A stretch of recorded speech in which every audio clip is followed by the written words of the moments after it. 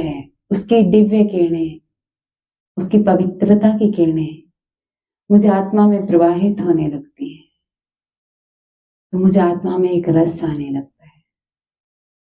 वो रस, वो वाइब्रेशन, वो रेडिएशन चारों तरफ फैलने लगती है। और जैसे जैसे वो रेडिएशन, वो रस इस नीरस प्रकृति को मिलने लगता है, ये प्रकृति बहुत रसीली हो जाती है। इसने जो अपना खोया हुआ होता है, इस प्रकृति ने, पांचों तत्वों ने, परम पिता परमात्मा मुझ आत्मा का एक इंस्ट्रूमेंट की तरह यूज करता है, और वो एक एक तत्व में वो रस भरने की कोशिश करता है। किसके थ्रू? मेरे थ्रू। यानी कि जब मैं आत्मा उस परमात्मा के सामने समर्पण भाव से बैठती हूँ, तो सबसे पहला स्टेप होता है वो मुझ में रस भरता है, क्योंकि मैं आत्मा तो हूं लेकिन नीरस हूं इस समय। तो भगवान बहुत रसीला है, बहुत मिठास है परमात्मा में। तो जैसे ही मैं उसके कांटेक्ट में आती हूँ, तो सबसे पहले तो मैं, जैसे रसीला फ्रूट होता है, बहुत अच्छा लगता है ना खाने में, तो वैसे ही मैं बहुत रसीली हो जाती हूँ। और देखो कैसी प्रोसेस है ये, मैं इतनी रसीली हो जाती हूँ, ओवरफ्लो होने लगता है वो रस मुझसे। एक एक तत्व वो कैच करने लगता है, वो भीगने लगता है, पांचों तत्व है उसमें, रस में। उनके ऊपर जो विकारों की परत है, जो नेगेटिविटी है, वो धुलने लगती है उस रस से, और धीरे धीरे वो शुद्ध होने लगते हैं। तो जब शुद्ध हो जाएंगे तो उसको कहते हैं सत्युग। तो ऐसे ये प्रोसेस चल रही है। इस पूरे प्रोसेस को कहते हैं राज योग मेडिटेशन। इतना सा खाते हैं सब, और इतनी सेवाएं, अथक सेवाएं, मैं देख के हैरान रह जाती हूँ। तो अभी आप देखोगे सेवा में मेहनत कैसे की जाती है। 100 पे मेहनत, इनकी स्थितियां भी देखना आप, और इनकी सेवा में मेहनत भी देखना, बहुत मस्त है। मैं भी इनके साथ ही, वैसे मत सोचना कि ये नहीं है। तो कहने का भाव है, हमें सेवा में मेहनत करनी होगी। ये सब किसके लिए प्रयास चल रहा है? जो भाई साहब यहाँ आपके बीच में टारगेट लेके आए हैं, पोरबंदर से जो टीम आई है, जिग्नेश भाई जी, क्या लेके आई है आपके बीच में? आपका शरीर और मन दोनों ही देवताओं जैसा बनाना चाहते हैं। ये सतयुग में हेल्प कर रहे हैं, इस धरती को परिवर्तन करने में हेल्प कर रहे हैं, क्योंकि हमारे शरीर कलयुगी हो चुके हैं, असुरी हो चुके हैं। युग कौन सा आ रहा है? सतयुग आ रहा है। शरीर अभी तक भी असुरी है। असुरी है कि नहीं शरीर? कैसे जाएंगे सतयुग में? पॉसिबल नहीं है। बाबा कहते ड्रेस टंगी हुई है खुंटी के ऊपर, बस कपड़े बदलने हैं। कपड़ा अगर ऐसा ही, मैं शरीर आसुरी ही रह जाए और मैं ड्रेस पहन लू फरिश्ते की, मेरे पे सूट करेगी वो? पॉसिबल ही नहीं है। यहीं पे पहले उस शरीर को बदलना होगा, और वो बदलने का तरीका क्या है?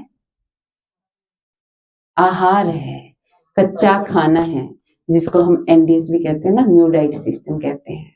इससे क्या होता है, यहीं पे प्रैक्टिस हो जाएगी। सारे आसुरी तत्व जो इसके अंदर चले गए हैं वो सारे निकल जाएंगे, और इसमें देवताओं का जो एक शरीर की जो बनावट होती है वो इस पे आने लगेगी। तो फिर क्या, कितना सा काम रह जाएगा? सिर्फ खूंटी पे टंगी हुई ड्रेस को उतार के, कपड़े बदल के तुरंत हम किसमें ट्रांसफर हो जाएंगे?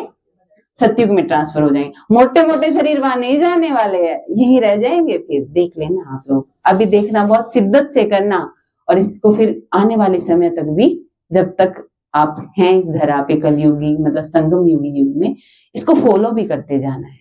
क्योंकि बाबा है ना, ऐसी आत्माओं के थ्रू, जो आजकल देख रहे हैं ना, बहुत डाइट प्लान चल रहे हैं, ऐसी आत्माओं के थ्रू बाबा आत्मा पे तो 88 साल से देखो काम कर रहा है ना, कर रहा है।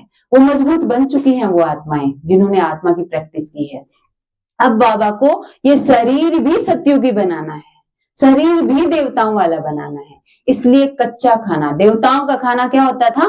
कच्चा खाना। वो रसीले फ्रूट्स खाया करते थे ना, वो फाइबर ज्यादा खाते थे ना, वो कुछ भी नहीं करते थे, बस फ्रूट तोड़ते थे और खा लेते थे। उनके फ्रूट्स में मैक्सिमम मात्रा किसकी होती थी? पानी की होती थी, रस की होती थी। और वही हमारा ओरिजिनल फूड होता है। कच्चा खाना ही हमारा ओरिजिनल फूड होता है, और उसी से हम देवताई स्वरूप में जा सकते हैं। कि अगर शरीर ठीक नहीं किया, अगर हम ऐसे कैसे शरीर से जाना चाहेंगे, तो पॉसिबल नहीं है। कई लोग कहते हैं दादियों तो ऐसे की ऐसे भी बीमार की बीमार चली गई। दादियों ने शरीर कब छोड़ा था? उनकी मेहनत कितनी थी? वो एडवांस पार्टी में गई हैं, आज तक भी वो मेहनत कर रही है। अगर स्थूल में वो थोड़ा बहुत बीमार थी भी, कई लोग मम्मा का एग्जाम्पल दे देते हैं कि मम्मा भी तो इतने बीमार होकर गए, कैंसर पीड़ित थे मम्मा, उनका शरीर तो दूषित था, ठीक है मानते हैं, बट 60 कब छोड़ा था मम्मा ने शरीर? 64 में ना, 64 से लेकर अब तक वो आत्मा सूक्ष्म में, एडवांस पार्टी में कितना महत्वपूर्ण रोल प्ले कर रही है। क्या अभी तक वो प्योर नहीं हुई होंगी? उन्होंने तो अपनी ड्रेस बस पहननी बाकी है, सब कुछ वो कर चुकी है। इसलिए ऐसे एग्जाम्पल्स मत फीड कीजिए कि जिससे हमारा पुरुषार्थ कम हो जाए। बाबा ने ये फोटो इसलिए लगाई है ताकि इसको देख देख के ऐसे शरीर भी बनाए, खाना तला भुना खाते रहे, रोज पूरियां खाते रहे, पकोड़े खाते रहे, ऐसा शरीर बनेगा? नहीं बन सकता है।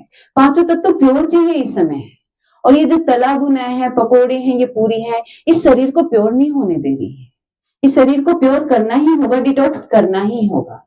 इसलिए अभी आपके बीच में जो टीम आई है उसका पूरा सहयोग लीजिए देवताई स्वरूप बनाने में। बस मैं तो ये मानती हूँ, पता नहीं इनको क्या मिलने वाला है, क्या पद मिलेगा, इतने लोगों को देवताई स्वरूप में कन्वर्ट कर रहे हैं, है कि नहीं? तो इनका पद कितना ऊंचा होगा ना। इनके शरीर कैसे होंगे? जिन्होंने इतनों के शरीर ऐसे बनाए, उनके खुद के शरीर वहां कैसे होंगे? बहुत अथक टीम आपके पास आई है। मैं तो इनकी फैन हूँ सबकी, इसलिए मैं चली आती हूँ इनके पास। तो आप लोग बहुत अच्छे से अभी फॉलो करना है, जितने दिन भी आप यहाँ हैं, उसके बाद कंटिन्यू रखना है। जितने लोगों को आप देवता स्वरूप में बदलोगे, आपका शरीर मजबूत होने लगा। जैसे बाबा कहते हैं ना, जितनों को आत्मा की प्रैक्टिस करवाओगे, आपकी आत्मा की प्रैक्टिस अच्छी हो जाएगी। एनडीएस की टीम आपके पास से यहाँ से 5 दिन में, 6 दिन में चली जाएगी। उसके बाद आप जितने लोगों को देवताई शरीर धारण करने की प्रैक्टिस करवाओगे, वो मजबूती किसके शरीर में आएगी? हमारे शरीर में। मेरा देवताई शरीर और मजबूत और मजबूत और मजबूत होता जाएगा, क्योंकि जो बिल्डिंग बन जाती है उसमें मजबूती के लिए भी कुछ डाला जाता है अलग से। चलो स्ट्रक्चर तो तैयार कर लिया आपने 5-7 दिन में, ठीक है, बट उसको मजबूत करना है, टिके रहना है उस पे, है ना। एक ऊंचाई पर जाने के बाद इंसान कहते हैं वहां टिके रहना मुश्किल होता है। आज तो आप फॉलो कर लोगे, लेकिन वहां टिके रहने के लिए उसकी प्रैक्टिस प्रैक्टिस प्रैक्टिस करनी पड़ेगी। और प्रैक्टिस कब होती है? जब हम दूसरों को भी वो सेम चीज सिखाते हैं। इसलिए बाबा कहते हैं इस मुख को खोलो जब ज्ञान सुनाना है, ताकि जितने लोगों को सुनाओगे वो ज्ञान आपके भी तो अंदर जाएगा। ऐसे ही जैसे एनडीएस के बारे में आप किसी को भी बोलोगे, किसी को भी, तो आप क्या करोगे? उसमें आपने अपना शरीर बनाया, उसका तो पता नहीं कुछ बनेगा या नहीं, आपका शरीर देवताई स्वरूप मजबूत हो जाएगा।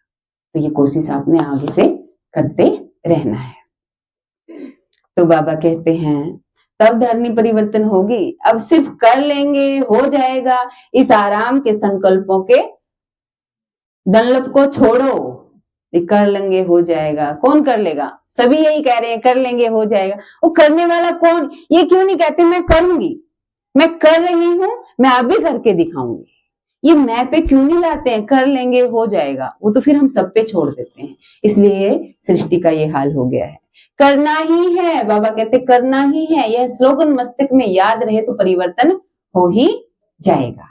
स्लोगन है, समर्थ बोल की निशानी है जिस बोल में आत्मिक भाव और शुभ भावना हो।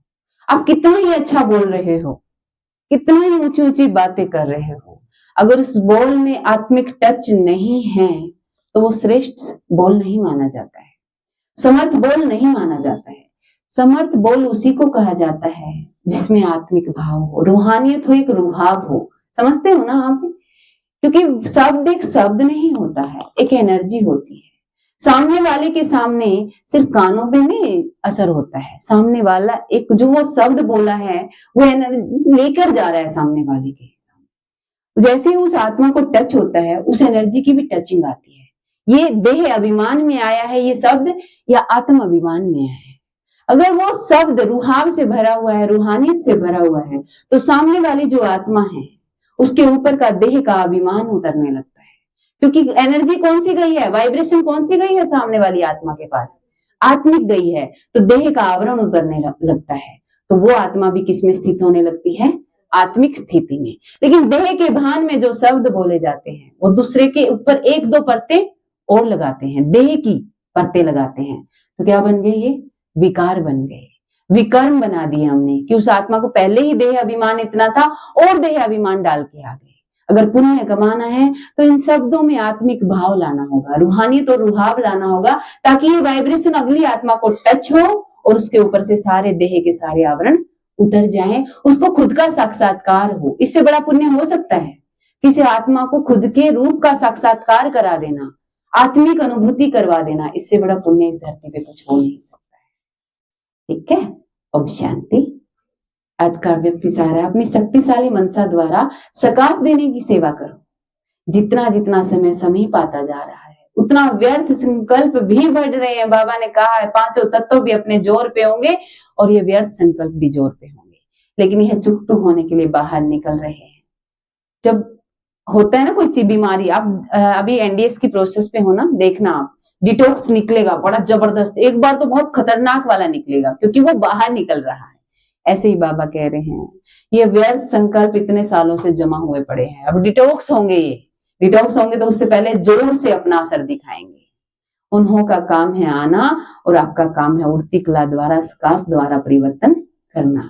घबराओ नहीं, उसके सेक में नहीं आओ। तो बाबा ने कहा आज मीठे बच्चे, बाप की श्रीमत तुम्हें 21 पीढ़ी का सुख दे देती है, इतनी न्यारी मत बाप के सिवाय कोई दे नहीं सकता, तुम श्रीमत पर चलते रहो। जी